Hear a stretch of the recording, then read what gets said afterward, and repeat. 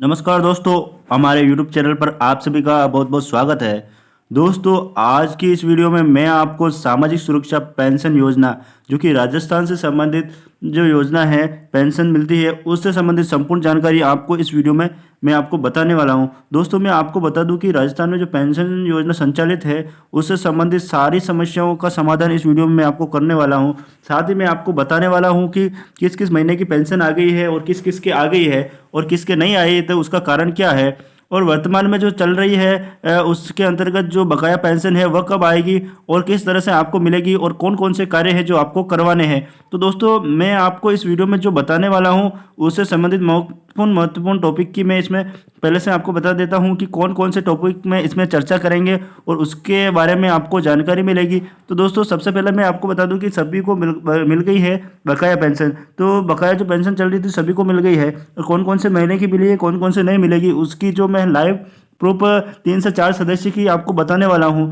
और दोस्तों, मैं आपको यहाँ बताने वाला हूं कि जो सदस्य हैं, कौन से सदस्य हैं, उनका जो फॉर्म है रिजेक्ट हो रहा है। बहुत सारे सदस्य हैं, उनका पेंशन का फॉर्म रिजेक्ट हो गया। काफ़ी समय से, काफ़ी वर्षों से उनका पेंशन आ रही थी, लेकिन वर्तमान में जो है उनका पेंशन रिजेक्ट कर दी गई है। उसके लिए क्या कारण है, अब उनको क्या समाधान करवाना है कि उनकी पेंशन है वापस से चालू हो सके। तो दोस्तों, अब सितंबर महीने की जो है पेंशन सभी की आ चुकी है कि आ गई है। तो मैं उनको बताने वाला हूँ कि किन किन की आई है और किन किन की नहीं आई है, उससे संबंधित क्या कारण है जिसके कारण उनके नहीं आ रही है। तो दोस्तों, अब मैं यहाँ पे ये भी बताने वाला हूँ आपको कि जो अगर अक्टूबर और नवंबर दिसंबर महीना है उसकी पेंशन आपको कब तक मिलेगी। अब आपको इन सारी समस्याओं से समाधान के लिए क्या क्या कार्य करवाना है और उसके भी बारे में मैं इसमें संपूर्ण जानकारी आपको बताने वाला हूं। तो दोस्तों, इस वीडियो को पूरा देखें ताकि आपको इससे संबंधित संपूर्ण जानकारी मिल सके। दोस्तों, हम यहाँ सबसे पहले बात कर लेते हैं कि पेंशन जो रिजेक्ट हो रही है को किस कारण से हो रही है। तो दोस्तों, मैं आपको बता दूं कि ये एक सदस्य है जिनके पेंशन है जो रिजेक्ट हो गई, पेंशन का फार्म रिजेक्ट हो गया। काफ़ी समय से जो 2020 से जो है इनके पेंशन आ रही थी और वर्तमान में जो इनका फॉर्म रिजेक्ट कर दिया गया है।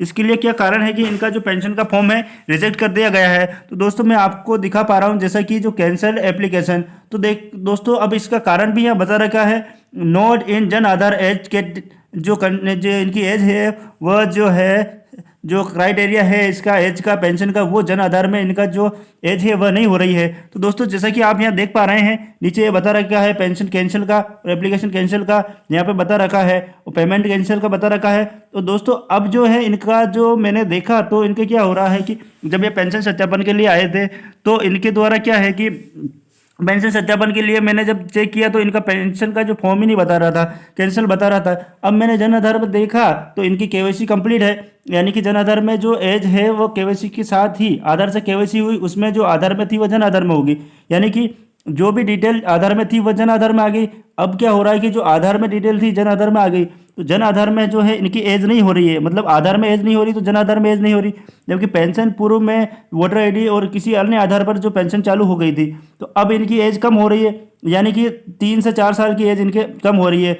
अब इनके लिए क्या समस्या का समाधान है, यदि अगर इनकी एज के प्रूफ हैं इनके पास वर्तमान में, तो जन्म प्रमाण पत्र बनवा कर आधार में संशोधन करवाए। आधार में संशोधन होने के बाद ही इनका जो है पेंशन जन आधार में केवाईसी अपडेट होगी और जन आधार से ही पेंशन में जो है इनकी एज जो होगी। फिर उनके इनका पेंशन का फॉर्म जो आवेदन है पूर्व से चालू होगा या उनको पंचायत समिति स्तर पर जाकर फिर से इनका आवेदन करवाना होगा और इसके बाद ही इनका जो पेंशन का जो फॉर्म वापस अप्रूव होगा और उसके बाद ही इनकी पेंशन चालू होगी। तो दोस्तों, इस तरह से इनकी समस्या थी जो मैंने आपको जानकारी बताई। आपको अगर ऐसी समस्या आ रही है तो इसके लिए क्या करना है वो आपको जानकारी मिल गई होगी। तो दोस्तों, आगे वाली हम आगे की क्या जो है वो देखते हैं हम यहाँ पर। दोस्तों, एक ये नए सदस्य है जिन्होंने वर्तमान में 2 महीने पहले ही आवेदन किया था, जिसमें अक्टूबर और नवंबर महीने की पेंशन पेंडिंग बता रही है, यानी कि इन्होंने जो नए 2 महीने की ही पेंशन, यानी कि इन्होंने 2 महीने पहले ही आवेदन किया था, तो इनकी पेंशन अभी तक वर्तमान में जो पेंडिंग पेमेंट बता रहा है, यानी कि अभी आने वाली है, अभी तक एक भी किस्त नहीं आई है। अब हम दूसरे सदस्य की देखेंगे जिनके काफ़ी लंबे समय से पेंशन आ रही है और अब अभी तक कितने महीने तक की उनकी पेंशन आ चुकी है, तो उसका हम स्टेटस देखने वाले हैं। दोस्तों, ये सदस्य जो काफ़ी पुराने हैं, जिनके जनवरी महीने 2024 से हम देख पा रहे हैं यहाँ की पेंशन आ रही है, जैसे कि जनवरी, फरवरी, मार्च, अप्रैल, मई और यहाँ पर जून महीने तक की इनके जो पेंशन आ रही है।